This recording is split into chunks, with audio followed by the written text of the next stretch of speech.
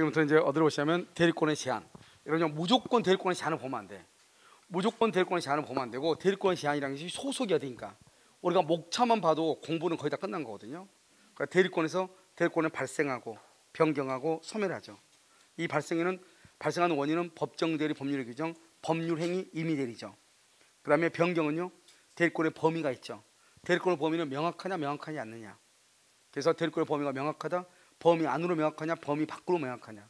매매계약 체결은 중도금 잔금을 수령할 수 있고, 매매계약 체결은 계약을 해지할 수는 없다, 이렇게 얘기했죠.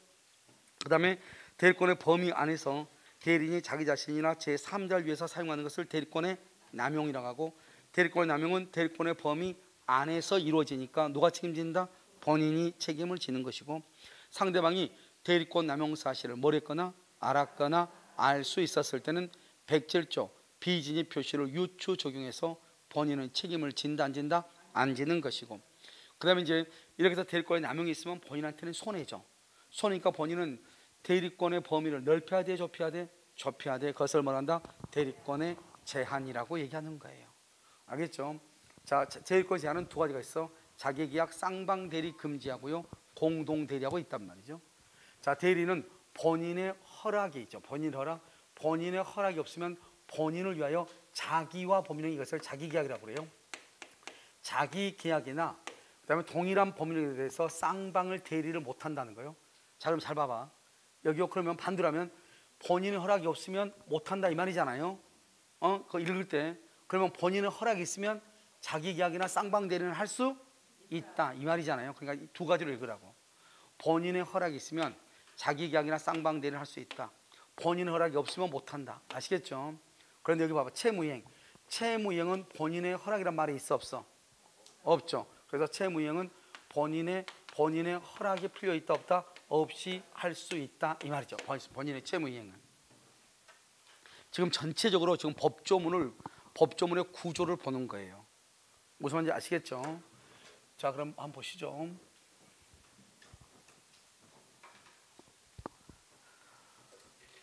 자요, 원칙은 뭐죠? 원칙 한번 보시면요. 자, 갑이 이제 을한테 대리권을 주죠. 내 집을 팔아달라. 그럼 이제 대리인이요, 이 상대방을 만나서 뭘 한다? 계약을 하죠. 이렇게 계약. 그럼 본인에게 법률 효과가, 대리 효과가 기소가죠. 이제 계약서를 쓸 때 어떻게 써요? 매도인 안 있죠? 계약서 매도인. 저기 보여요, 매도인? 자, 매도인 안에는요, 뭐라고 쓴다? 갑의 대리인 을이라 쓰죠. 을이 갑이라는 사람의 대리인으로 하는 거잖아요. 그럼 매수인 날은 뭐라고 쓰죠? 매수인은 병이죠. 그래서 매수인 날은요, 병이라고 이렇게 쓰는 거죠. 이것을 이제 우리는 원칙적으로요, 계약서를 쓸 때 이렇게 쓰는 거예요. 그러니까 본인 갑이 을이라는 사람한테 대리권을 주죠. 그럼 을이 이제 병을 만나서 계약을 하잖아요. 계약서를 쓸 때 매도인에다가 대리인 을 이렇게 쓰면 원칙은 안 된단 말이죠. 갑의 대리인 을 그래야지. 을 그러면 안 돼. 을 그러면 자기 걸 판 거란 말이죠. 이렇게 갑의 대리인 을 이것을 현명이라고 하죠. 현명. 그래서 여기는요, 매수인은 병 이렇게. 이게 원칙이란 말이죠. 그래서 여러분 그림 보면 맨 왼쪽 그림이죠. 그러면 40페이지 맨 왼쪽 그림 맞잖아요. 그런데 자기 계약이라는 것은 뭐냐?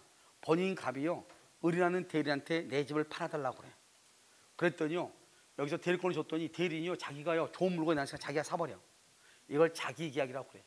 여러분 이 자기 계약하고 여러분 직접 거래하고 같은 말이에요, 틀린 말이에요? 중개사 법령 어제 하더만. 직접 거래가 뭐예요? 직접 거래. 의뢰인의 물건을 누가요? 중개업자가. 알죠? 의뢰받은 의뢰로부터 중개업자가 계약을 체결한 것을 직접 거래라고 하죠. 이건 그게 아니란 말이죠. 대리인이 본인이 대리한테 자기 집을 팔아달라고 했는데 이 대리인이 자기가 매수인 돼서 자기가 집을 사버리는 거예요. 그럼 봐봐. 그러면 이 대리는 자기가 사는 거잖아요. 그러니까 어떻게 한다? 매도인 날에는 뭐라고 얘기해? 갑의 대리인 을이고, 자기 대리인이니까 매수인 날은 뭐라고 한다? 을 이렇게 하죠. 그럼 이렇게 얘기하니까 봐봐요. 그러면 이 집값이 싸지겠어요? 비싸지겠어요? 싸지겠죠? 싸지겠죠? 그러면요, 본인 갑은 이익이에요? 손해예요? 손해죠? 그래서 자기 계약을 금지하는 이유는 뭐냐? 본인의 이익을 해치기 때문에 못하게 하는 거예요. 그럼 똑같이 자기 계약이라 할지라도 본인한테는 유리하면 그러면 된다 안 된다? 된다 이 말이에요. 이게 반대니까. 이걸 못하게 하는 이유는 본인한테 본인의 이익을 해치기 때문에 안 돼요. 그런데 만약에 본인한테 뭘 하면 본인한테 유리하면 된다 안 된다? 된다. 이런 말이에요 지금. 아시겠죠? 자, 그러면 쌍방대리 한번 볼까요? 자, 쌍방대리는요, 갑이라는 사람이요, 자, 매도인이죠. 자기 집을 좀 팔아달라고 대리한테 대리권을 줘. 그럼 대리인이죠. 이 사람 대리권 주니까요. 그런데 을이라는 사람도요, 이 을이라는 사람도 죄송해요, 병이라고 해야 돼. 죄송하네요. 여기 병이라고 해야 돼. 병. 여기 있죠, 병. 이 병이라는 사람도요, 병이라는 사람도 을이라는 사람한테, 여기 지금 그렇게 돼 있죠. 병이라고 돼 있죠. 잘못됐네요. 병이라는 사람이요, 을이라는 사람한테 자기 집을 팔아달라고 대리권을 줘. 아니, 매수인가 사달라고. 그러니까 이렇게 생각하면 돼. 이 사람은 지금 미국에서 기고하려고 그래. 이 사람은요, 한국에서 집 팔고 미국으로 이민 가려고 그래. 그러니까 이 사람이 중개업자한테 집을 좀 팔아달라고 그래. 당신이 알아서 좀 팔아주세요. 나는 뭐 이민 준비하는 정신없으니까요. 미국에 있는 사람 한국에다 전화 와가지고 당신이 알아서 그쪽 시세대로 집을 하나 사주세요. 이렇게. 그러니까 병은 을에게 대리권을 주고, 갑은 을에게 뭐를 한다? 갑은 을한테 집을 팔아달라고 한다. 그러니까 한 사람이요, 매도인하고 매수인 쌍방을 대리하는 거예요. 원래 그렇게 하면 된다, 안 된다? 안 되죠. 뭐가 있으면 된다? 본인의 승낙이 있으면 가능하다, 이 말이죠. 그럼 계약서는 어떻게 쓴다? 계약서는 매도인은 갑의 대리인 을, 그 다음에 여기 매수인은요, 병의 대리인 을, 이렇게 하는 거죠. 그러니까요, 이 한 사람이요, 두 사람을 다 대리하죠. 그럼 두 사람을 다 대리하니까 어떤 문제가 발생을 해요? 만약에 이 병이요, 이 을이요, 갑하고 친하면은 물건 가격이 비싸지고, 병하고 친하면은 물건 가격이 싸지겠죠. 그럼 누군가는 한 사람은 손해를 보잖아요. 둘 다 대리니까 봐봐요. 둘 다 본인이 돼. 둘 다 대리랑 관계에서 둘 다 본인이 돼. 그러니까 어느 한 사람은 손해를 본다, 이 말이죠. 그래서 못하게 한다, 이 말이에요. 누군가는 손해를 본다. 그래서 하지 마라, 이 말이에요. 내 말 좀 이해되셨나요? 알겠죠? 이것을 쌍방대리를 금지한다. 근데 만약에 쌍방대리 갈지라도 어느 누구도 손해가 없으면 가능해요? 가능하잖아요? 가능하다, 이런 말이죠. 알겠죠? 자, 그래서요, 여기 한번 볼까요? 5번 한번 보셔요. 5번 뭐라 나왔죠? 법무사가 매도인과 매수인 쌍방을 대리한 등기 신청이죠. 보통 우리가 보면 이러면요, 법무사 등기 신청은 쌍방 대리하지 않나요?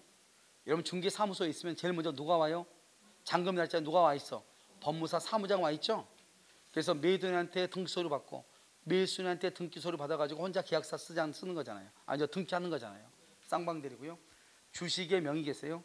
우리가 주식을 매수한 사람이 그 주식의 명의를 자기 이름으로 바꾸는 거죠. 이것은 자기 계약이지만 허용이 되는 거예요. 알겠죠? 자, 그 다음에요. 자, 1번요. 본인의 이익을 해치기 때문에 자기 계약 쌍방 대리가 원칙적으로 인정되잖아. 뭐 때문에? 본인의 이익을 해치기 때문에. 그런데 아버지가요, 아버지가 봐봐. 아버지가 미성년자인 자를 대리해서 그 자에게 증여하죠. 봐봐, 이거죠. 봐요. 아버지가 있죠. 아버지가 갑이에요. 아버지가요. 아들내미가 17살짜리 아들내미가 있어요. 을이죠. 근데 이 을이라는 사람, 을은 미성년자니까 증여 계약을 하려면 계약은 법률행위니까 행위 능력이 있어야 되잖아요. 그러니까요, 이 사람을 한다 증여자라고 하고요. 증여자. 그다음에 여기 이 사람을 한다 수증자라고 얘기하는 거예요. 증여자 누구죠? 갑이죠. 갑인데 수증자는요, 을 그러면 안 돼. 왜? 을 그래버리면 미성년자니까 취소가 되잖아요. 그래서 여기서 뭐라고 얘기한다? 을의 대리인 갑, 이렇게 하는 거예요. 그러니까요, 아버지가요, 갑이요, 자기 아들 을한테요, 이 집을 공짜로 주는 거예요. 그럴 때 나는 을이란 아들내미의 대리인, 법정 대리인 갑입니다, 이렇게. 그러니까요, 갑 혼자서 계약을 하는 거잖아요. 혼자서 계약하니까 이걸 자기 계약이라고 하는 거예요. 그리고 자기 계약인데요, 문제는 뭐죠? 이 미성년자인 아들한테는 유리해요, 불리해요? 유리해요, 불리해요? 유리하죠. 집이 한 채 생겼네. 집이 한 채 생겼네. 유리하잖아요. 그래서 괜찮다. 자기 계약이지만 유효이다, 이 말이에요. 알겠죠? 그 다음에 입찰은 뭐라죠? 부동산 경매죠? 입찰 절차에서 동일 물건이 하나가 나왔거든요. 그런데 이것을요, 서로요, 두 사람이 서로 자기한테 낙찰을 받아달래. 물건은 하나인데. 그럼 내가 갑한테 낙찰 받아주면 을한테 안 되고, 을한테 낙찰 받아주면 갑한테는 안 되잖아요. 알겠죠? 그러니까 이런 경우로 뭐가 된다? 그것은 무효라고 했어요. 무효. 참 신기하죠. 왜 이것을 우리는 자기계약 쌍방 대리를 위반하면 무권 대리가 되거든요.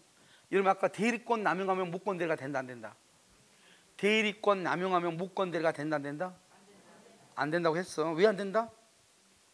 대리권 남용은 대리권은 범위 안에서 있으니까 안 된다고 그랬죠. 그런데 자기 계약이나 쌍방 대리는 본인의 허락이 있어야 되는데 본인의 허락 없이 자기 계약이나 쌍방을 대리하죠. 그럼 그것은 무권 대리가 되는 거예요. 근데 여기는 무권 대리가 아니고 뭐라고 그랬죠? 여기 지금요, 무효라고 했죠. 아무 말이 없이 무효 그러면 확정적 무효예요. 무권대리는 무슨 무효예요? 유동적 무효란 말이죠. 알죠? 그래서 무권대리 그러면 큰일 나. 뭐라고 해야 된다? 무효다 이렇게 해야 돼. 우리가 무효는 세 가지 원칙. 무효는 절대적 무효고 확정적 무효고 당연히 무효가 돼. 아무 말 안 해도 무효는 당연히 무효가 되고 확정적 무효고 그다음에 절대적 무효가 원칙이에요. 그래서 지금 여기는 이때 무권대리는 유동적 무효란 말이죠. 확정적 무효가 아니고. 아시겠죠? 그래서 무권대리 그러면 큰일 나. 원래는 자기계약 쌍방대리를 위반하면 무권대리 그래야 되잖아요. 근데 판례가 이 케이스에서는 무효라고 그랬어. 그래서 이것 때문에 이제 말이 많아. 판례가 잘못 얘기한 것이다. 원래는 무권대리하게 해야 되는데 잘못 얘기했다. 어떤 사람을 하냐? 뭔 쓸데없는 소리 하냐? 대법관들이 무슨 짱구도 아니고 그렇잖아요. 그 사람들이 무효라고 했으면 그냥 무효로 알면 되지. 왜 너 멋대로 무권대리라고 하냐 이렇게. 그래서 서로가 싸우죠. 싸우니까 중요하다 중요하지 않다? 중요하죠. 그래서 시험이 나오는 거예요. 알죠? 뭐라고 얘기한다? 무효다 이렇게. 자 4번은요. 본인의 승낙이 있죠. 본인의 승낙이 있으면 여기 뭐 사채 알선업자 알선. 여러분 사채업자하고 알선은 달라요. 봐봐요. 채권자죠. 채권자한테 돈을 빌려가지고요. 채무자한테 돈을 빌려주죠. 채무자는 자기는 아는 사람이 없으니까 돈 못 빌리잖아요. 돈을 빌려주면서 일단 일정한 수수료를 받죠. 그 다음에 채무자한테 이자를 받아가지고 채권자한테 주면서 또 수수료를 받죠. 그걸 알선이라고 해요. 이런 알선이란 말이 무슨 말이에요? 알선. 이런 것이 중개업이란 말이 뭐예요? 중개란 말이 무슨 말이에요? 중개사법에서 중개가 무슨 말이냐고. 중개는 뭐 어쩌고 뭐 하는 것이다. 맨 끝에 알선하는 것이다. 안 돼 있어? 돼 있죠. 중개를 하면 어쩌고 꿍시렁 알선하는 것이다. 이렇게 돼 있어. 그 말 중개한단 말이죠. 누구하고 채권자와 채무자 두 사람을 중개한다 이 말이죠. 그걸 사채 알선업자라고 얘기하는 거예요. 알겠죠? 그다음에 그다음에 변호사가 강제집행 절차. 여러분 강제집행은 압류나 가압류 절차죠. 이 압류나 강제집행 절차 줄 거 봐요. 그럼 법률의 규정이에요. 강제집행은 법률의 규정에 따른다고. 그러니까 법의 규정에 따르니까 변호사가 있고 없고 중요하다 중요하지 않다. 중요하지 않아. 변호사가 마음대로 못하는 거예요. 멋대로 하니까 법대로 하는 거니까.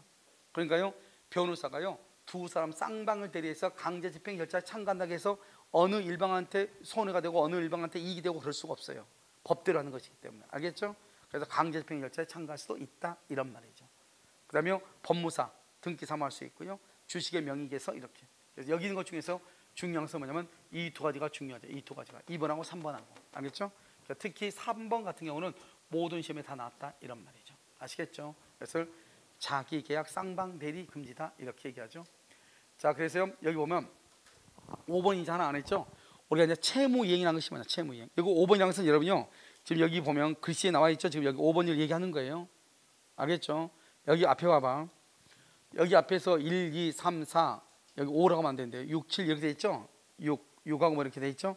그런 것처럼 되는데 여기서 보는 것은 뭐냐면 여기 본인의 승낙 없이도 하는 것은 여러분 그 박스 밑에 40페이지 박스 밑에 거기 보면 5번 나왔죠. 5번 본인의 승낙 없이도 채무이행. 아까 우리 채무이행은 본인의 승낙이 필요하다 필요하지 않다? 필요하지 않다. 그런데 문제는 뭐냐면 근점 출납의 대리권이 즉 본인의 통장을 관리할 수 있는 대리인이죠. 그럼 본인 통장의 비밀번호를 잘 알고 있단 말이죠. 변제 기일에 본인의 승낙이 없어도 변제 기일 때 본인의 승낙이 없어도 본인 계좌에서 대리인 계좌로 할 수 있다. 이체할 수 있다. 그래서 본인 계좌에서 대리인 계좌로 할 수 있다. 이체할 수 있다 이런 말이죠. 이체. 무슨 알겠죠? 뭐 할 수 있다? 이체할 수 있다. 이체할 수 있다 이렇게. 그 다음에 6번이 중요하죠. 대물 변제는 대신 물건으로 변제죠. 그 다음에 경계가 있죠. 경계는 뭐죠? 경계 개자 바뀌었네요. 개자 잘못했어. 경계가 아니고 이건 개 알겠죠? 경계 알겠죠? 경계 이렇게. 그러면 그 어떻게 되죠? 대물 변제 경계 여기 똑바로 돼 있죠? 경계 이렇게. 개가요 여이가 아니고 알겠죠? 아이야 경계. 경계는 뭐죠? 이런 거죠. 봐. 갑이 을한테요 돈 1억을 빌려줬어요. 1억을 빌려주고 아파트 있죠? 그래서 돈 1억을 빌려주고 12월 1일 날 돈을 주기로 했어요. 갚기로 했어요. 그런데 을이 아무리 생각해도 지금 현재가 10월 1일인데 아무리 생각해도 2달 뒤에 1억이 생길 수가 없어요. 그래 뭘 한다? 을이 갑한테 그러지 말고 나 아무래도 돈 없을 것 같으니 그냥 너 나한테 돈 1억 빌려준 거 이거 없는 것으로 치고 이걸 구채무라고 해요. 구채무는 없애고 12월 1일 날, 오늘 10월 1일 날 뭐라냐, 내가 12월 1일 날 내 아파트를 내가 너한테 줄게, 이렇게 인도할게, 이렇게 새로운 채무, 인도 의무를 새로운 것을 발생시키는 거, 이걸 경계라고 그래. 그러니까 구채무는 없애버리고 아예 돈 빌린 거 없는 걸로 하자. 그리고 내가 12월 1일 날 아파트 줄게 이랬어. 근데 아파트 준다고 했는데 봐봐요, 이번에 여러분 전라도 광주광역시에서요 지금 아파트가 한번 무너졌잖아요. 그런데 그 아파트를 주기로 해가지고 10월 1일 날 이제 계약을 해서 새롭게 썼어. 근데 그 다음날 아파트가 무너져 버린 거예요. 그러면 나는 돈 1억은 없애기로 했죠. 그리고 아파트를 새롭게 주기로 합의를 했죠. 그러면 어떻게 한다?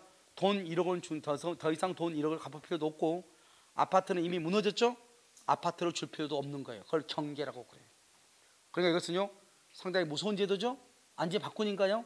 그러니까 어떻게 한다? 자기 멋대로 못해. 이것은 본인의 승낙이 있어야 돼, 경계는. 그 다음에 대물변제는 뭐죠? 내가 돈을요 만 원을 빌려줬으면, 받으면 만 원을 내가 받아야 되잖아요. 만 원을 빌렸으면 만 원을 현금으로 갚아야 되는 거잖아요. 만 원 돈 빌리고 나서 돈 없다고 하면서 자기가 민법책 잘 정리해 놨으니까 이거 가져가라는 거예요. 그걸 뭐란다? 대신 물건으로 변제한다, 돈을. 그걸 대물변제라고 얘기하는 거예요. 여러분 그렇게 하죠. 여러분 어제 돈 1,000원 빌렸는데 1,000원 갚으려고 하니까 저쪽에서 괜찮아 자꾸 그러죠. 그럼 채무 면제거든요. 아니야, 그래도 갚아야지. 그러니까 안 하니까 나 내려가가지고요 아메리카노 한 잔 사온단 말이죠. 돈이 더 들었죠. 꿍시렁꿍시렁하면서 가져와가지고요 준단 말이죠. 그래서 뭐란다? 대신 물건으로 변제한다, 대물변제라고 하는 거예요. 알겠죠? 이렇게 본인의 승낙이 필요하고요. 기한이 봐봐, 아직 돈 갚을 날짜가 안 됐어. 아까 그러면요 보존행위는 뭐죠? 보존행위, 기한이 도래한 채무를 대리인이 변제하는 것은 보존행위예요. 기한이 도래했어. 돈 갚을 날짜가 됐는데 돈을 갚지 않죠. 돈을 갚지 않으면 어떤 문제가 발생을 해요? 이자가 발생할 거 아니에요, 손해배상이. 그러니까 돈을 갚는 게 낫겠죠. 그걸 보존행위라고 그래. 근데 여기는 기한이 미도래, 아직 날짜가 안 됐잖아요.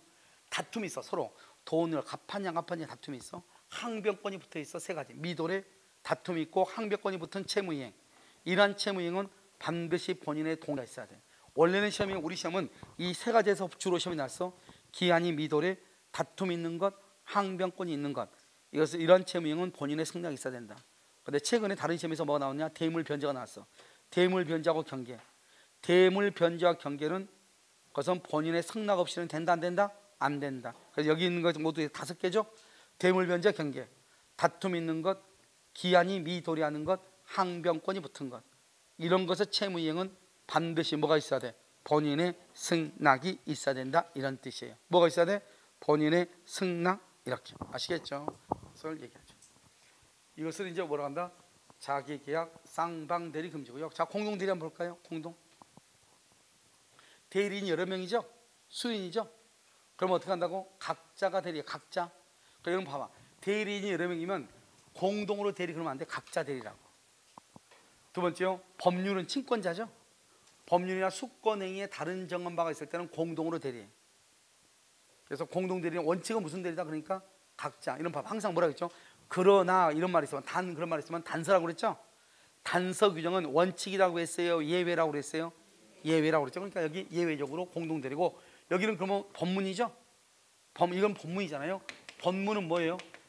법문은 원칙이라는 말이고, 알겠죠? 그러나 그럼 이건 뭐죠? 단서죠.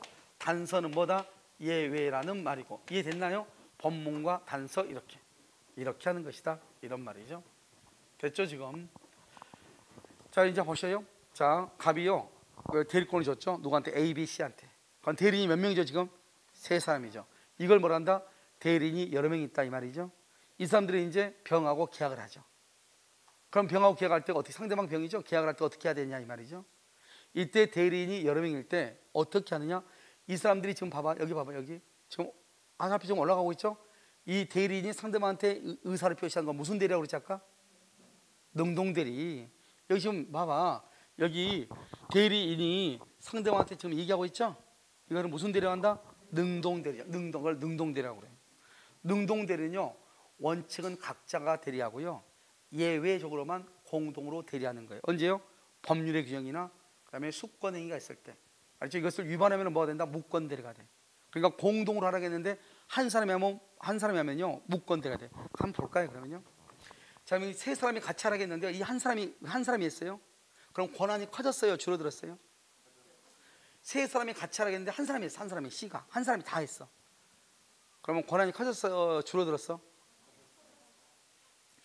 지금 세 사람이 하라겠는데 혼자 했으니까 줄어들었다고 계속 하려고 그러죠? 세 사람이 하면은요 3분의 1씩 3분의 1, 3분의 1, 3분의 2죠. 33%, 33%, 33%죠. 혼자 하면 몇 %예요? 100%니까. 커졌어요, 줄어들었어요? 커졌죠. 그래서 그것을 월권이라고 얘기하는 거예요. 그러니까 원래 이 사람의 권한은 33%인데 100%를 했으니까 67%가 초과됐죠. 67%에 대해서는 대리권이 있었어, 없었어? 없었죠. 그것을 무권대리라고 하는 거예요. 그러니까 여러분요, 아까 봐요, 대리권 남용은 무권 대리다 아니다? 아니라고 그랬죠. 근데 여기는 자기계약 쌍방대리를 위반하면 아까 무권 대리죠. 그런데 여기요, 공동 대리를 위반해도 뭐가 된다? 무권 대리가 되는 거예요. 아시겠죠? 근데 여기 봐봐요. 이제 그래서 여기 보면 여기 잘 안 보여요? 잘 안 보여? 여기 잘 안 보여? 안 보여? 보인다 해줘. 이제 대리인이 누구한테 얘기했죠? 대리인이 상대방한테 얘기했죠? 아니요, 먼저 상대방이 대리한테 얘기했죠? 상대방이 대리한테 얘기했죠? 이걸 무슨 대리라고 한다? 수동 대리라고 하죠. 자, 수동 대리의 경우는요, 언제나 무슨 대리다? 각자. 그러니까 수동 대리는 공동 대리란 말이 없어요. 잘 봐봐. 능동 대리는 각자가 원칙이지만 공동으로도 할 수 있잖아요. 그런데 수동은 언제나 각자만 해. 그러니까 수동 대리는 능동 대리하고 똑같다, 틀리다? 틀리다. 그러니까 수동 대리는 능동 대리에 관한 법원칙이 어떻게 적용된다? 부분적으로 적용돼. 뭐만 적용된다? 각자 대리만 적용되고, 부분적으로 무슨 대리는 적용되지 않는다? 공동 대리는 적용되지 않는다, 이 말이죠. 수동 대리는 능동 대리에 관한 법원칙이 부분적으로 적용된다, 전면적으로 적용되는 것이 아니다, 이 말이에요. 능동 대리는 원칙은 각자 대리고 예외적으로 공동 대리인데, 수동 대리는 언제나 무슨 대리다? 각자만 대리한다. 그러면요, 봐봐요. 시험에 나올 때는 어떻게 나와? 시험에 나올 때는 이렇게 나오지 않고 이렇게 나와. 대리인이 소인일 때는 각자가 대리한다. 이게 원칙이에요. 대리인이 여러 명일 때는 각자. 왜? 원칙은 각자고 얘도 각자잖아요. 그래서 대리인이 소인일 때는 원칙적으로 각자 대리가 원칙이다, 이렇게 얘기하는 거예요. 이해되셨나요? 알겠죠? 이렇게 각자 대리. 이건 내용은 되게 많아 보이지만 당근 다 필요 없어. 능동형 수동형 관계없이 뭐 하나만 딱 알면 된다. 대리인이 수인일 때는 무슨 대리가 원칙이다? 각자 대리가 원칙. 하나만 딱 알면 된다고. 자, 그다음에 대리권은 뭐 한다? 발생하죠. 우리 발생 뭐 배웠죠? 발생은 법정 대리, 임의 대리. 알겠죠? 법정 대리는 법률 규정, 임의 대리는 법률 행위.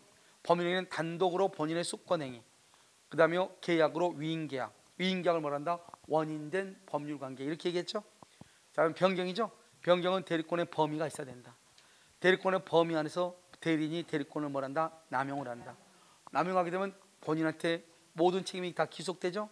본인은 대리권을 제한이다, 확장이다? 제한을 시킨다. 이 대리권 제한은 어떻게 있다? 두 가지. 자기계약 쌍방대리 금지와 공동으로 대리하게 할 수 있다, 이런 말이죠. 그 다음에 이제 마지막으로 대리권이 소멸하는 거죠. 이제는 대리권 소멸을 우리가 지금까지 여기까지 봤잖아요, 지금요. 알겠죠? 이제는 소멸을 본다고. 대리권 소멸은 임의대리, 법정대리의 공통으로 소멸하는 거. 그건 뭐다? 본인은 사망했어. 본인은 사망 딱 하나예요. 대리는 사망, 파산, 성년 후견 개시 심판이에요. 그러니까 성년이니까 한정 후견 그러면 돼, 안 돼? 한정 후견 그러면 돼, 안 돼? 안 돼. 그럼 봐봐. 이건 맞아, 틀려? 이거 봐봐. 시험에 밑도 끝도 없이 뭐라고 나오냐면 본인의 사망, 파산, 성년 후견 개시 이렇게 나와. 본인의 파산, 사망, 성년 후견 개시 이렇게 나와. 그럼 맞아, 틀려? 본인은 뭐밖에 없어? 사망 하나. 본인은 사망만 있어. 본인의 사망, 파산, 성년 후견 개시 심판 그러면 큰일 나. 한정 후견 개시 돼, 안 돼? 안 돼. 뭐만 돼? 성년 후견 개시. 한정 후견 개시는 된다, 안 된다? 안 돼. 한정 후견 개시, 한정 후견은 뭐다? 정신적인 제약으로 사물을 처리할 능력이 아예 없다. 성년 후견. 약간 부족하다. 한정 후견이라고 그랬죠? 그러니까 아예 없다. 성년 후견. 약간 부족하다. 한정 후견. 그러니까 성년 후견이라는 것은 사물을 처리할 능력이 결여돼 있어, 없는 거예요. 알죠? 그러니까 성년 후견 개시야. 성년 후견, 피성년 후견이라고. 그다음에 의사 능력이 없는 것하고는 거의 좀 구별하기가 힘들 수 있어요. 알겠죠? 자, 그래서 여러분요, 여기서 중요한 것은 공통이라는 것은 임의대리 법정대리. 그러니까 임의대리는 뭐죠? 임의대리권 언제 소멸한다? 본인이 사망. 봐봐, 왜 그래요? 여기 보면 여기 이렇게 돼 있죠. 이렇게 여기 본인이 있고 여기 대리인이 있고 그다음에 여기 복대리가 이렇게 있잖아요. 복대리인이. 그러니까 여기 본인의 뱃속 안에 지금 대리인하고 복대리가 들어있죠. 그럼 본인이 뭐를 하게 되면 사망하죠. 사망하면 어떻게 돼요? 대리권, 복대리권 다 없어지잖아요. 그러면 대리인이 만약에 사망한다? 그러면 본인은 멀쩡하니까 대리인만 죽죠. 그럼 대리인 뱃속에 들어있는 복대리도 같이 사망하죠. 같이 없어지죠. 복대리만 사망한다? 그럼 복대리만 혼자 죽는 거잖아요. 알겠죠? 그러니까 여기서 보면은 우리 이제 임의대리 법정대리의 공통은 임의대리가 법정대리는 다 본인이 사망하거나 대리인이 사망하면 임의대리고 법정대리고 필요 없이 다 소멸한다 이 말이죠. 그런데 임의대리에만 있는 것, 임의대리에만 있는 것. 그럼 임의대리에만 있는 게 뭐가 있다? 숙권행위 철회. 뭐라고 있다고? 숙권행위 철회. 그러면 원인된 법률관계의 종료. 이건 위임계약이죠. 위임계약, 원인된 법률관계 두 가지가 있죠. 이건 임의대리만 있죠. 임의대리에만. 우리 아까 임의대리는 두 가지가 있다고 그랬잖아요. 단독행위로 본인의 숙권행위, 계약으로 위임계약. 위임계약을 말한다? 원인된 법률관계라고 얘기했잖아요. 그러니까 이 두 가지가 임의대리고요. 법정대리에만 있는 것이 있죠. 법정대리, 임의대리는 없는 거 뭐다? 제한능력자가 뭐가 된 경우? 능력자가 된 경우. 그러니까 봐봐요. 법정 임의대리는 언제 소멸하냐? 임의대리는 숙권행위 철회와 원인된 법률관계가 종료된 경우에만 임의대리권을 소멸한다. OX. 임의대리권은 숙권행위를 철회하고 원인된 법률관계가 종료된 경우에만 소멸한다. 경우에만 소멸한다. 맞아 틀려? 내 말 못 들은 척 하지 말고 다 들었잖아요. 알겠죠? 목소리도 웬만큼 큰데 알겠죠? 자, 임의대리권은 숙권행위가 철회되고 원인된 법률관계가 종료된 경우에 하나여 소멸한다. OX. 왜? 아니 그러니까 둘 중 하나가 되든 아무튼 뭐 하든 이 두 가지만 소멸 원인이다. OX. 여러분 눈 없어요? 임의대리 법정대리의 공통이라고 되어 있네요. 공통이라고. 임의대리는 본인의 사망, 대리인의 사망, 파산, 성룡 개시 4개에다가 그 다음에 원인된 법률관계 종료, 숙권행위 철회 이렇게 6개가 있다 이 말이죠. 법정대리는 본인의 사망, 대리인의 사망, 파산, 성룡 개시, 심판, 제한능력자가 능력자가 된 경우 이렇게 있다 이 말이에요. 공통이란 말이 그런 말이라고. 오케이. 리액션 아주 좋았어. 아직도 아주 골치 아파. 알겠죠? 그리고 예를 보면 공통이니까 공통은 임의대리 법정대리 다 공통이니까 임의대리든 법정대리든 본인의 사망, 대리인의 사망, 파산, 성욕형 개시 심판이 있으면 소멸하죠. 여기에다가 임의대리에만 있는 게 뭐가 있다? 원인된 법률관계의 종료, 숙권행위의 철회가 있고 법정대리는 뭐가 있다? 본인의 사망, 대리인의 사망, 파산, 성령 개시 심판, 제한능력자가 뭐가 된 경우? 능력자가 된 경우 이렇게 있다 이 말이죠. 그러니까 이것은 법정대리에만 있고 여기는 임의대리에만 있다 이 말이죠. 그러니까 시험에 나올 때 어떻게 나오냐? 원인된 법률관계가 종료된 경우 법정대리권을 소멸한다. OX. X. 원인된 법률관계는 위임계약이죠. 계약은 법률행위죠. 법률행위에 의한 대리를 무슨 대리라고 한다? 임의대리라고 하는 것이다. 제한능력자가 능력자가 되면은 임의대리권이 소멸한다. OX. X. 무슨 대리권이 소멸한다? 법정대리권이 소멸한다. 본인이 사망하면 임의대리권은 소멸하나 법정대리권은 소멸하지 않는다. OX. 본인이 사망하면 임의대리권은 소멸하나 법정대리권은 소멸하지 아니한다. OX. 공통으로 소멸한다고 돼 있네. 공통으로. 임의대리권은 본인이 사망하면 찌그러진다니까. 알겠죠? 본인이 사망하면 임의고 법정이고 대리권이 어떻게 된다고? 찌그러진다고. 어떻게 된다고? 소멸한다고. 내 말 몰라요? 알겠죠? 그렇게 된다 이 말이죠. 됐죠 지금? 그러니까 우리가 공통이란 말이 이런 말이에요. 그래서 여러분 지금 시험에 뭐라 나오냐 이렇게 나와요. 다음 중에서 임의대리권의 소멸 원인이 아닌 것은 그렇게 나오죠. 그래서 1번, 2번, 그다음에 3번, 그다음에 여기 4번, 5번 이렇게 나오죠. 무슨 말인지 알겠죠? 그러면 뭐가 정답이다? 능력자가 된 경우 이렇게 해야죠. 이해됐죠? 공통이니까 여기 플러스 이거, 여기 플러스 이거잖아요. 아시겠죠? 동영상 듣는 사람은 여기가 어디야? 알겠지? 등 긁어야죠. 알겠죠? 이렇게. 여러분 지금 되셨나요? 자, 그것을 이제 대리권에 뭐라 한다? 서면이다 이렇게 얘기하죠. 자, 이제 우리가 이제 여기서 이제 우리가 대리권을 다 공부한 거예요. 대리권 다 공부했는데, 그럼요 잠깐 대리행위라는 부분이 있는데요. 대리행위는 약간 여러분 있잖아요. 약간 다르니까 잠깐만 설명하도록 하겠습니다. 알겠죠? 자요. 자, 대리행위 보세요. 자, 대리행위란 것이 뭐냐? 갑이 있죠? 갑이요. 여기 을한테 대리권을 주죠. 그러면 을이 이제 대리인이 되죠? 대리권이 있으니까. 그래서 대리권은 언제다? 발생원인이 임의대리냐 법정대리냐, 법률의 규정이냐, 또는 법률행위냐 이 말이죠.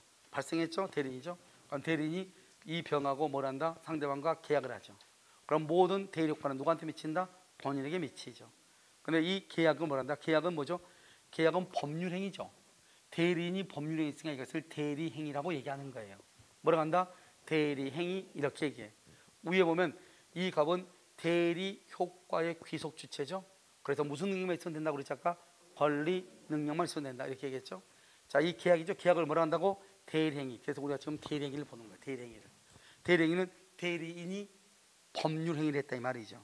이때 법률행위를 뭐라 한다? 계약을 했다. 그럼 우리 아까 뭐라고 그랬죠? 대리인이 모든 계약을 체결하면 모든 효과는 누구한테 간다고 그랬죠? 본인한테 가죠. 그래서 대리권을 뭐라고 한다? 권리라고 했다. OX 뭐라고 얘기한다? 권한이라고 얘기한다. 권한이라고. 그래서 대리인은 자기 자신한테 법률 효과를 귀속시키기 위한 것이 아니고 누구에게? 본인에게 귀속시키기 위한 것이죠. 본인에게. 그것을 나한테가 아니고 다른 사람에게 귀속시킨 것을 뭐라고 한다? 권한이다 이렇게 얘기하죠. 권한이다. 그래서 대리권은 권한이다 이렇게 나오죠. 이때 대리인 할 때는 어떻게 한다? 본인의 이름으로 해. 본인의 이름으로. 이름이 뭐예요? 이름이 뭐예요? 이름 무슨 재현? 아, 김재현이래요. 그럼 앞으로 이제 중개사 사무소 잘 때는 김재현 공중개사 사무소 이렇게 차릴 거 아니에요. 그렇잖아요. 그럼 그 말은 뭐예요? 나는 부동산 중개에 있어서 김재현이가 책임지겠다 이 말이잖아요. 그럼 이름이란 말의 뜻이 뭐예요? 그것은 내가 책임을 진다는. 그러니까 보면 신한은행, 우리은행 다 뭐예요? 다 뭐를 쓰고 있어요? 지금 다 이름을 쓰죠. 남항주 공주사건 다 이름을 쓰고 있죠. 합격닷컴 다 이름을 쓰고 있는 거예요. 그것은 내가 이 남항주 공주사건이 여러분의 합격을 책임질 수 있다 이런 말이죠. 그러니까 이름을 걸었다는 것은 책임을 지는. 그래서 보면 선생님들 보면 이름이 참 많이 다른 사람들이 있어요. 뭐 이름이 전혀 달라요. 이름이요? 왜 저분이 이렇게 다르게 했을까? 그러면은 이제 이런 경우 있죠. 내가 A라는 회사에도 가서 뭘 하는데 이름이 똑같으면 노출이 되잖아요. 이름을 바꿔버리면 누군지 모르잖아요. 일단은요. 영상을 보기 전까지는요. 그렇게 사는 사람도 있고 무슨 문제가 있어가지고 옛날에는 강의를 정말 못해서 끼질이 돼요. 근데 지금은 이제 하다 보니까 이제 강의를 좀 잘하게 됐는데 사람들은 다 옛날 것만 생각하고 걔 안 돼 이렇게 할 수 있잖아요. 이름을 이제 바꾸는 경우도 있고 또 어떤 문제가 생겨가지고요. 알죠? 이름을 바꾸는 경우 이런 경우 있단 말이죠. 그 말은 그만큼보다 이름을 변경하든 말든 아무튼 변경된 이름으로 자기는 지금 현재 뭘 하겠다? 책임을 지겠다 이 말이잖아요. 지금 이해됐죠? 그러니까 여러분 보면 우리가 PPT 자료에 보면은 모봉섭 있잖아요. 그 PPT에 가보면 모봉섭 딱 해가지고 뭐라 한다? 뭐죠? 부동산 개론 뭐 예를 들어서 뭐 효율적 시장 그래가지고 모봉섭 이렇게 딱 돼 있죠. 그 말은 적어도 효율적 시장이 있어서만큼은 모봉섭이가 책임지겠다 이런 뜻이잖아요.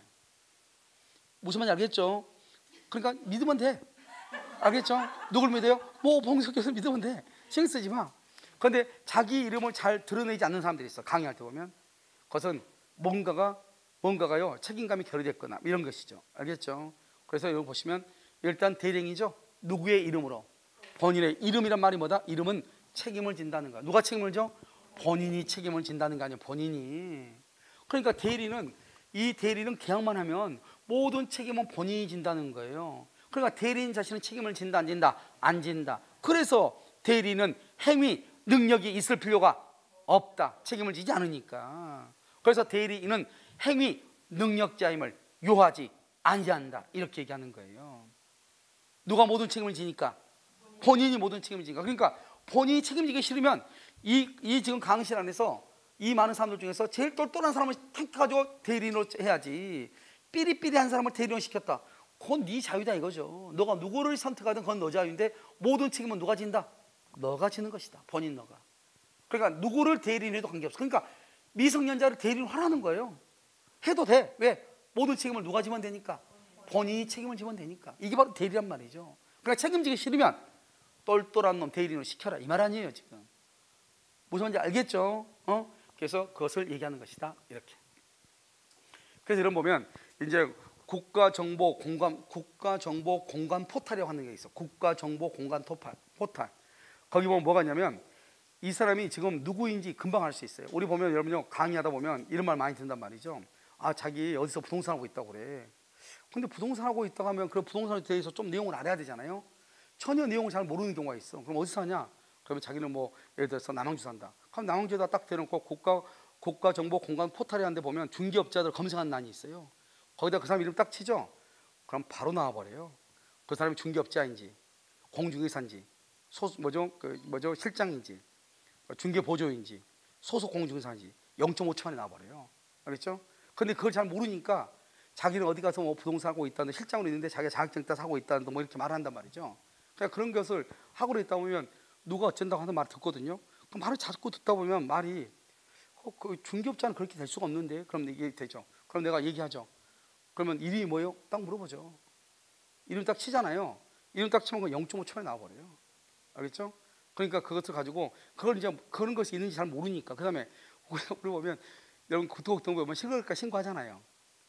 신고를 다 하는데 아 자기는 어때 부동산 물으면 나는 이번에 3건 했어 이래. 3건 했어. 어디 여기 아파트. 그래? 딱 쳐. 그 아파트 딱 치면은 신고가 돼 있어야 되잖아. 신고가 그럴까니까. 신고가 돼 있어 안 돼 있어? 안 돼 있어. 근데 그런 것을 잘 모르니까 그냥 아무렇게나 얘기한단 말이죠. 그러니까 말을 할 때 조심해야 돼. 모든 정보들이 대부분 여러분들요 전문 직업인이잖아요. 전문 직업이기 때문에 여러분의 어떤 신상 정보가 세세하게 뭐가 나타나지 않지만 주민등록번호라는 게 나타나지 않지만 웬만한 정보들은 다 공개가 돼 있어요. 무슨 알겠죠? 그러니까 어디서 부동산 하는지 여기서 사고 치고 다른 데 갔죠? 도망가도 필요 없어. 도망가도 그 사람 이름 딱 치잖아요. 바로 나와버려요. 알겠죠? 이름 3개 딱 치면 그냥 나온다니까요. 그 사람이 지금 어디 가서 또 부동산 하고 있는지 0.5초 만에 잡아낼 수 있어요. 알겠죠? 근데 이제 여기서 사고 치고 나서 어디로 간다? 구리로 가죠. 아무 일 없는 것처럼. 못 찾을 것 같죠? 국가정보공간 포탈에 가면 바로 나와버려요. 알겠죠? 그러니까 부동산 하고 있는 한 실장인지 소공인지 대표인지를 금방 알 수 있단 말이죠.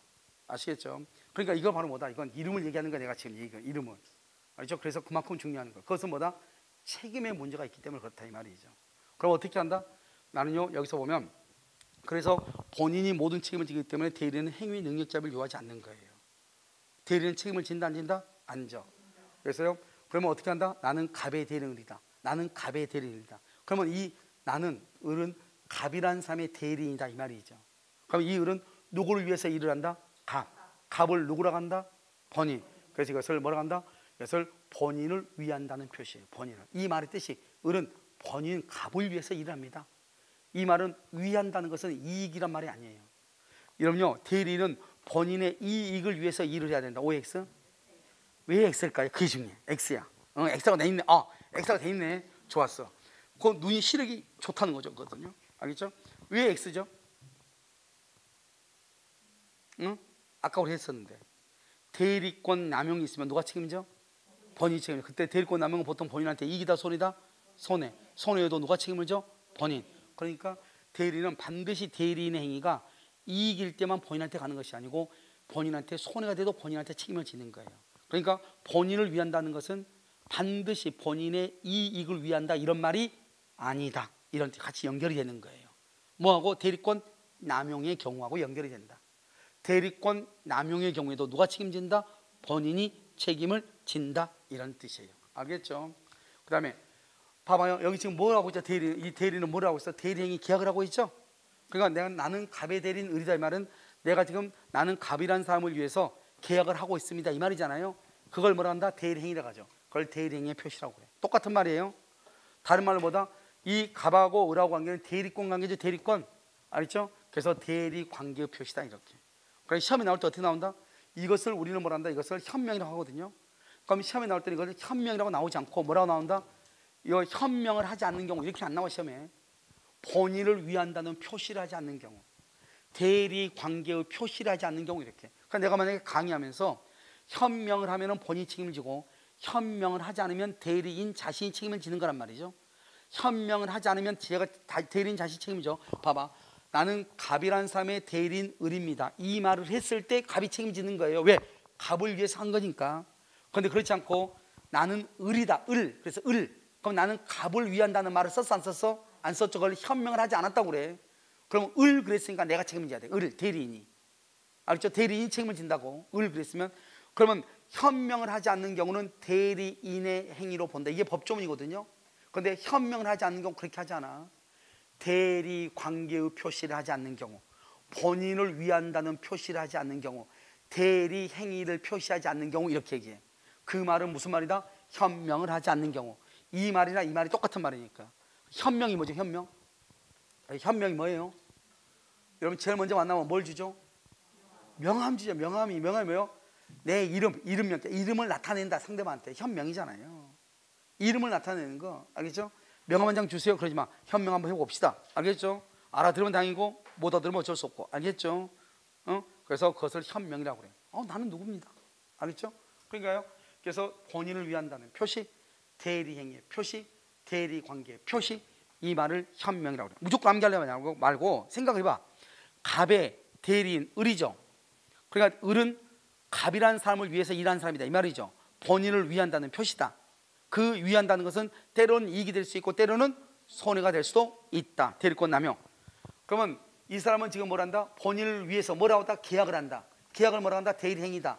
대리행위의 표시. 본인하고 대리인 관계는 대리권 관계죠. 그래서 대리관계의 표시 이렇게 얘기한다고. 알겠죠? 본인하고 대리인하고는 본인과 대리는 대리권 관계 아니에요.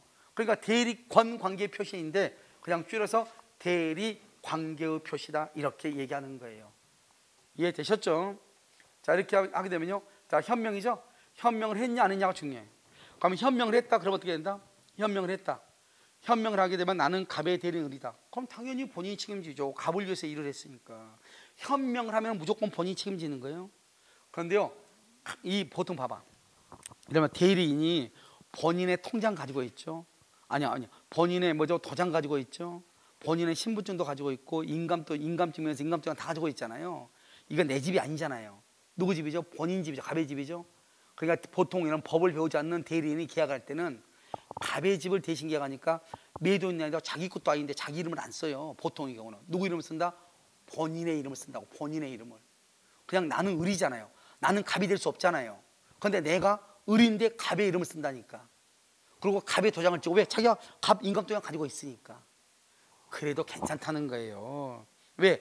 이 사람은 대리인으로부터 집을 매도할 수 있는 대리 권한을 수여받았고 그 권한 안에서 지금 행하고 있잖아요. 그런데 단지 자기 이름, 나는 갑의 대리인 을이라고 해야 되는데 법을 안 배운 사람이 대다수인데 그걸 무슨 재주로 아느냐고. 그러니까 자기가 갑의 인감도장하고 인감증명서 등을 가지고 있기 때문에 본인의 것이니까 당연히 본인의 이름을 쓸 수 있잖아요. 그것이 대리권의 범위 안에 들어오죠. 그럼 모든 책임을 누가 진다? 본인이 진다. 그것을 서명대리라고 얘기하는 거예요. 본인의 이름을 대신 쓰는 서명대리, 본인한테 효력이 있다. 그런데 여기요, 현명을 하지 않았죠? 현명이 아까 뭐라고 그랬어? 세 가지. 현명이 뭐죠? 갑의 대리인 을이죠. 그러니까 갑이 누구죠? 본인이죠. 본인을 위한다는 표시가 없다. 이건 뭐란다? 대리 행위의 표시가 없다. 대리 관계의 표시가 없다. 세 가지. 본인을 위한다는 표시, 대리 행위의 표시, 대리 관계의 표시, 이렇게 얘기하는 것이죠. 이해됐죠? 현명을 하지 않았죠? 그러면 누구 걸로 본다? 봐봐. 매도인 라인에다가 현명은 나는 갑의 대리인 을 그래야 되는데 을 이렇게 썼다 이 말이죠. 매도인 라인에다가 대리인이. 그러면 누구의 행위로 본다? 대리인의 행위로 본다야. 본다. 추정한다가 아니라고 본다예요. 알겠죠? 그 다음에 그래서 추정이란 말이 아니고 착오를 이유로 취소를 못해. 이 두 가지가 중요해요. 그래서 여기서 현명을 하지 않는 경우는 대리인의 행위로 본다. 추정한다 그러면 안 되고 착오가 했다고 해서 취소할 수도 없다 이런 말이에요. 자, 두 번째는요. 그런데 상대방이요, 처음부터 이 사람이 대리인 것을 알았거나 알 수 있었어. 그러면 누구한테? 본인한테 책임이 있어. 언제죠? 알았거나 알 수 있다가 언제죠? 여기 봐봐. 여기 위임장 봐봐요. 처음부터 내가 계약을 할 때요, 처음부터 계약할 때 내가요, 대리인이 내가 을이에요. 상대방한테요, 본인한테 대리권을 받았잖아요. 위임장을요. 그 위임장을 처음부터 상대방한테 보여줘. 보여주면서 나 이런 사람인데요, 갑이 자기 집 좀 팔아달라고 하던데 어떻게 하실 거예요? 이렇게 물어봐. 살 거예요? 이렇게. 그러면 이 상대방은요, 내가 이미 누구란 것을 알고 있죠? 대리인이라는 것을 알고 있죠? 그러니까 상대방이 우리 보면 꼭 굳이 그렇게 하지 않아도 되는데, 혹시 법률행위 해석이라는 거 기억날까요? 법률행위 해석. 법률행위 해석은요, 의사 표시가 일치하지 않으면 표시대로 효력이 있지만, 만약에 상대방이요 표의자의 의사를 뭐랬거나 알았거나 알 수 있었을 때는 뭐대로 효력이 있다? 의사대로 효력이 있죠. 그러니까 내가 대리인이라고 하는 것을 상대방이 이미 알았어, 몰랐어? 알았죠. 뭐를 줬으니까? 위임장을 보여줬으니까. 내가 대리인이라는 것을 이미 알았죠. 그러니까 상대방은 나는 비록 을이라고 썼어도 이 집은 내 집이 아니고 갑의 집이라고 하는 것을 상대방은 이미 알고 있어, 모르고 있어? 알고 있죠. 알고 있죠. 상대방이요, 내가 이미 대리인이라고 하는 것을 알았거나 알 수 있었다 이 말이죠. 그런 경우는 본인이 책임을 진다. 위임장을 제시했다. 알겠죠? 이걸 현명을 했을 때, 현명을 하지 않았을 때 이게 중요해요. 알겠죠? 이 두 가지가 아주 중요하다 이 말이죠. 그래서 이것만 여러분요 잘 알아도 되죠. 마지막으로 대리인의 능력 한번 볼까요? 아까 말했죠. 여기 봐봐, 여기를 봐봐. 여기 아닌데 여러분요 책에서 어디로 보냐면 책에서 맨 위에요. 책에서 맨 위를 한번 봐봐. 그 기본서에서 맨 위를 보면 대리인의 능력, 그래서 대리인은 행위 능력자 이름을 요하지 않는다. 그 위에 대리행위 보면 본인의 이름으로 이렇게 돼 있죠. 그러면 모든 책임은 누가 진다? 본인이 책임을 진다 이 말이죠.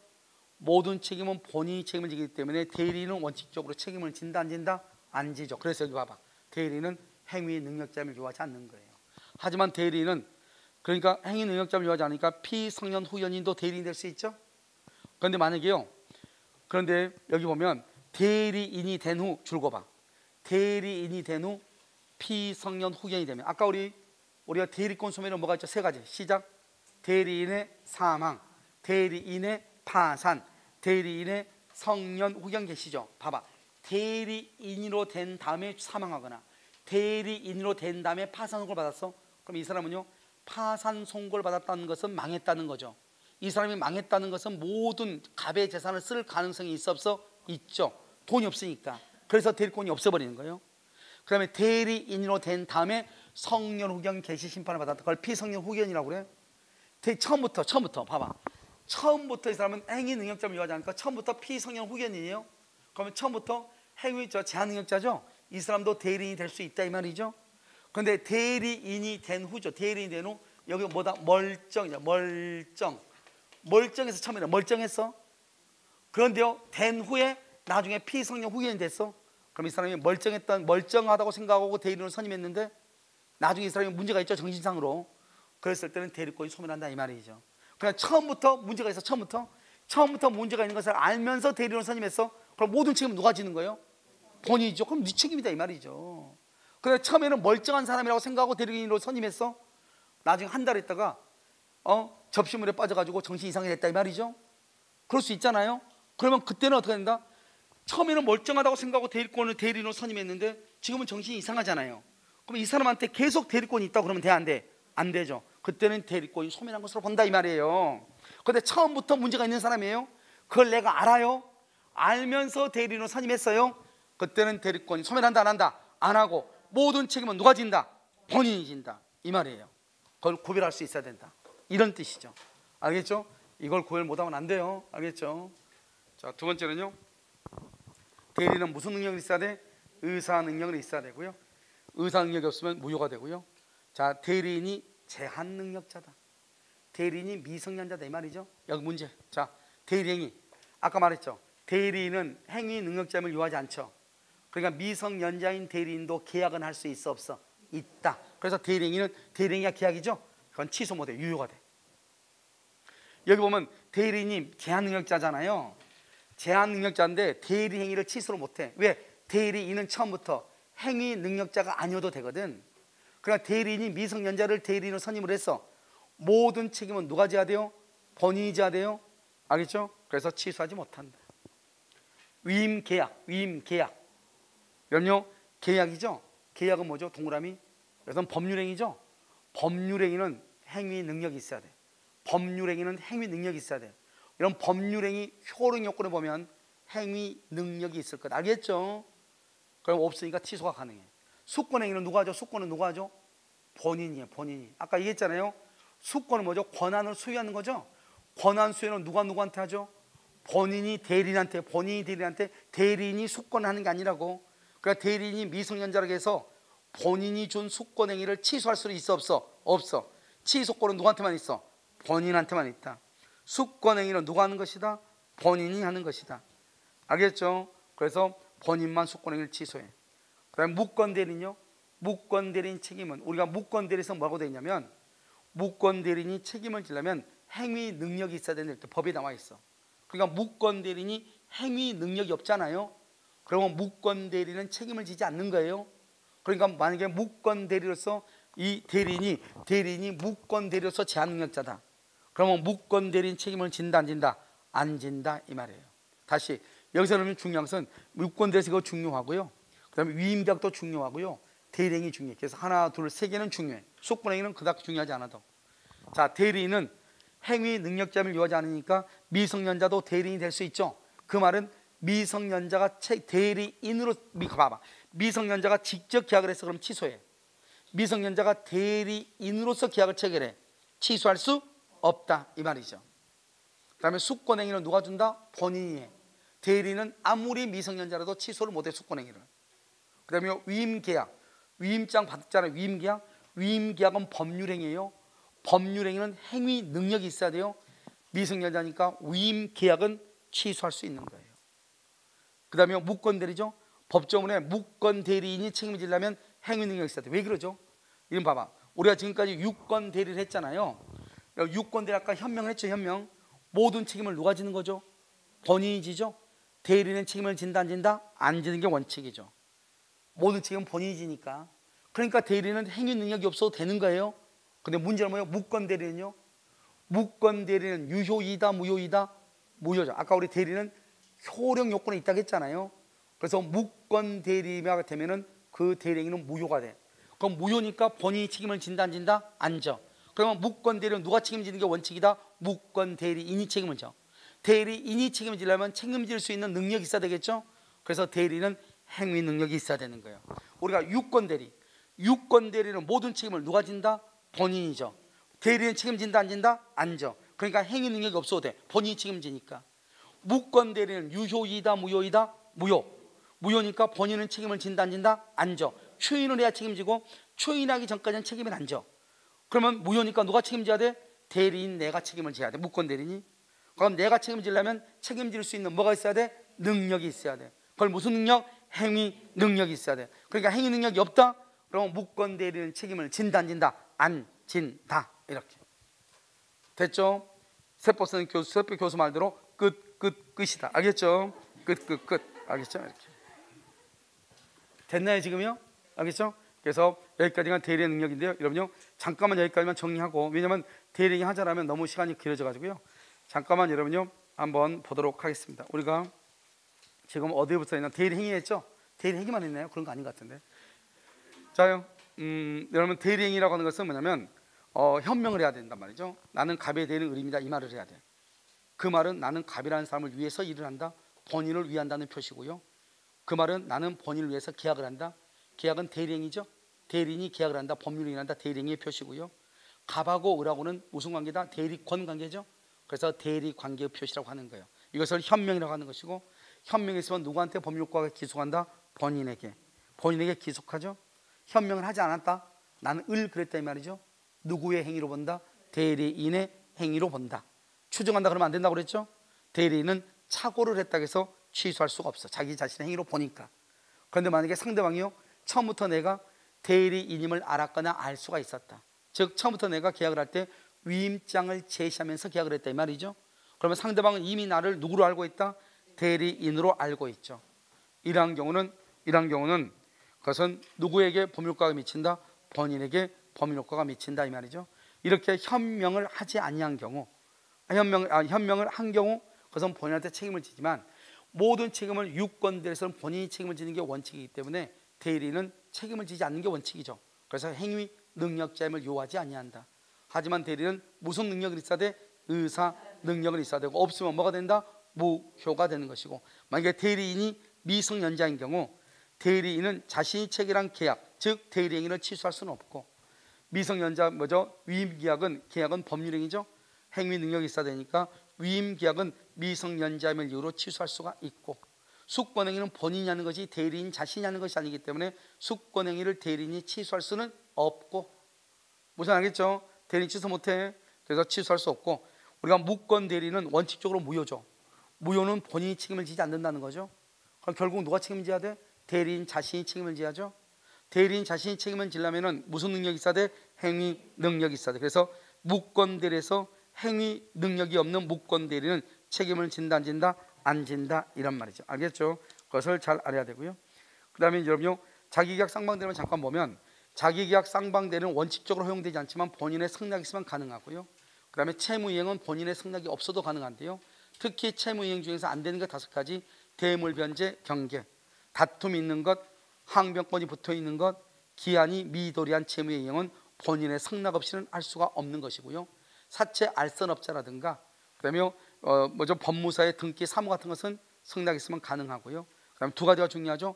아버지가 아들한테, 미성년자인 아들한테 아들을 대리해서 증여하는 계약은 자기 계약이지만 미성년자인 본인에게 유리하니까 유효가 되는 것이고요.